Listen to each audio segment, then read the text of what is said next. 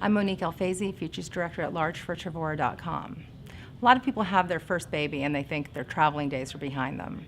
I'm here to tell you that nothing could be further from the truth. In my experience, infancy is the best time to travel with your kids. Talk to your pediatrician, but most doctors will let kids fly at about 3 months old. The first thing you need to figure out is how to navigate the plane. The best place for a baby is in a seat that's FAA approved, a lot of car seats are, in a seat next to you on the airplane. But that does mean buying a separate seat for the baby. If you don't want to do that or can't afford to do that, try and find a flight that isn't fully booked and ask the booking agent to try and block the seat next to you. I've been very lucky and have often wound up with a free empty seat next to me.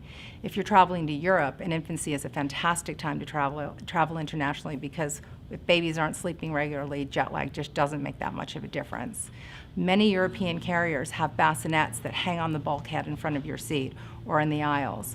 Some domestic carriers also provide bassinets, but often it's just a box that goes on the floor, so you really need to check before you book your ticket and see what you'll be provided with. We've all been on flights with screaming children, and it's not fun for anybody, least of all for the baby. The best piece of advice I ever got was from my pediatrician, who told me to make sure I was feeding my child on the way up and most importantly on landing. When the kids were older, I gave them a lollipop or chewing gum, and they've become great travelers who have a lifetime of travel ahead of them. I'm Monique El-Faizy, Features Director at Large for Travora.com. Travel smart.